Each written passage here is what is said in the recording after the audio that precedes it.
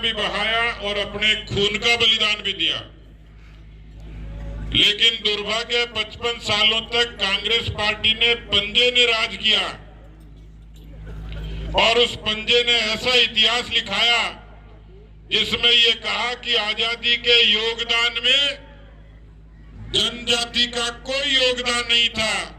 अरे मूर्खों अंधो, कालीबाई भील की शहादत तो पढ़ते, नाना भाई खाट के बलिदान की शहादत का सम्मान करते, तब पता लगता जनजाति के लोगों ने हिंदुस्तान की आजादी के लिए कितना संघर्ष किया। उनकी पहचान मिटाना चाहते हैं, समाज में भेद खड़ा करना चाहते हैं। मैं आपको जगाने के लिए आया हूं, ये भरोसा और विश्वास देने के लिए आया हूं।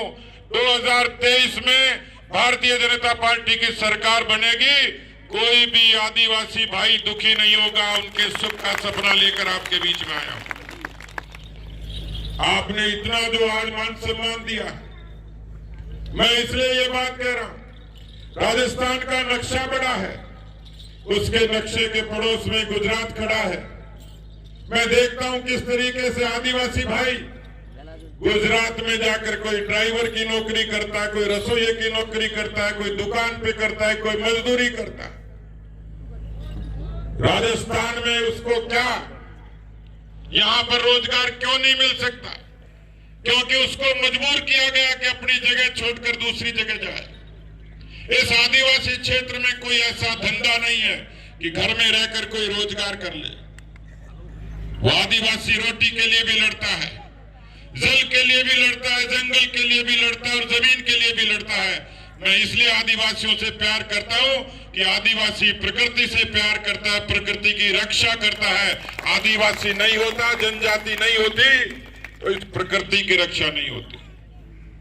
लेकिन हमें लोकतंत्र की रक्षा भी करनी है।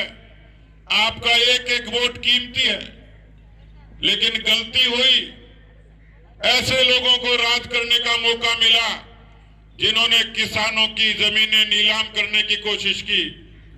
18,000 किसानों की जमीनें नीलाम हुई। राजस्थान में सबसे ज्यादा बेकारी है, 30%। 70 लाख बच्चों ने परीक्षा दी है।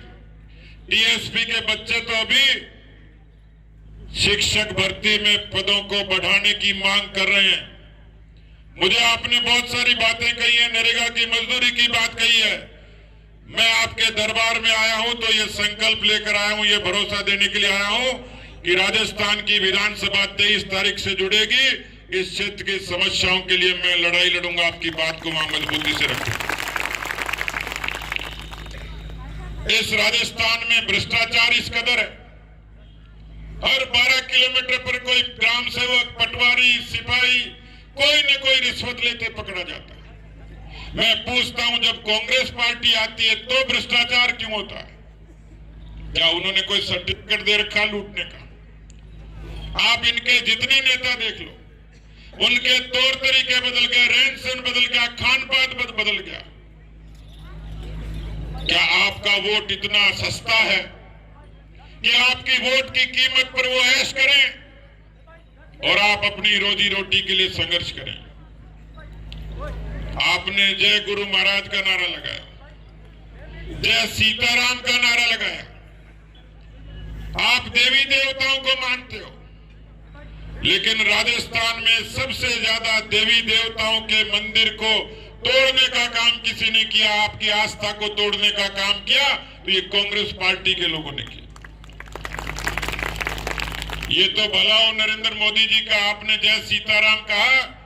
राम जी का मंदिर ही संकट में था। अयोध्या में पहली बार नरेंद्र मोदी जी ने भगवान राम के भव्य मंदिर का शिलान्यास करके दुनिया को बता दिया कि हम राम के वंशज हैं, राम के पुजारी हैं, राम की आस्था के साथ चलते। आप भारत माता का जयकारा लगा रहे थे, वंदे मातरम गा रहे थे, मुझे खुशी हो रही थी कि और कोई वो लोग थे जो तिरंगे को जलाते थे, तिरंगे का मान नहीं करते थे, लेकिन जनजाति का भाई तिरंगे के मान के लिए शहादत को तैयार होता था। उस तिरंगे का मान करने का काम भी नरेंद्र मोदी जी ने कश्मीर की घाटी में किया, 370 खत्म की और उस तिरंगे का मान किया। किसी गरीब आदिवासी का बच्चा कोचिंग करके पेट काट कर नौकरी की उम्मीद में जाता है और स्कूल में परीक्षा केंद्र पर जाता है तो पता लगता है कि पेपर लीक हो गया। उस परिवार पर, उस बच्चे पर क्या गुजरती होगी जिसका कोई भाई गुजरात में छोटी नौकरी करके अपने छोटे भाई को अरमान के साथ पढ़ाता है। कोई बाप मजदूरी करके, नरेगा की मजदूरी करके बेटे को मास्टर टीचर बनने का सपना देखता है। ये नकल की और चीट की और लीक की जो काम कांग्रेस पार्टी ने किया, राजस्थान के बहुत सारे नौजवानों ने आत्महत्याएं कर ली। मैं आपको निवेदन करना चाह रहा हूं, ये जनता की अदालत है, जनजाति की अदालत है। क्या आप ऐसी सरकार को बर्दाश्त करोगे जो किसानों से अन्याय करती है, जो नौजवानों से अन्याय करती है, जो माताओं बहनों से बदसलूकी करती है, जो सरकार जिसमें माताएं बहनें सुरक्षित नहीं है? मैं 84 की इस जनता की अदालत में आपसे ये कहने के लिए आया हूं और आज जो जनाक्रोश है इसी बात का है। कोई तबका सुखी नहीं है। जनजाति से लेकर जयपुर तक राजस्थान में भारतीय जनता पार्टी के उम्मीदवार जीते, जनजाति क्षेत्र की दशा दिशा बदले, ये संकल्प लेकर हम सब लोग चलेंगे। मैं आपको बहुत बहुत धन्यवाद देता हूं क्योंकि मैं तो एक बहुत साधारण किसान के घर में पैदा हुआ, एक सामान्य कार्यकर्ता की तरह जीवन शुरू किया। आज मुझे खुशी हुई कि मेरे आदिवासी बहन और भाई मुझे जब इतना प्यार देते हैं तो मैं अपना जीवन आपकी सेवा में समर्पित करने में कतई नहीं हिचकूंगा।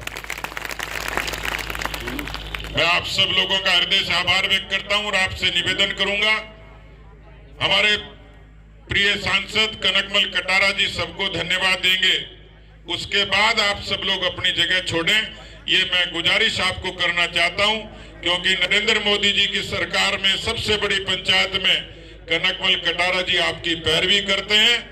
आपकी इतनी बड़ी संख्या देकर उनको भी ताकत आई है, मजबूती से आपकी पैरवी करेंगे। बहुत बहुत धन्यवाद और मैं कनकमल कटारा जी को आमंत्रित करता हूं कि आपको संबोधित करें।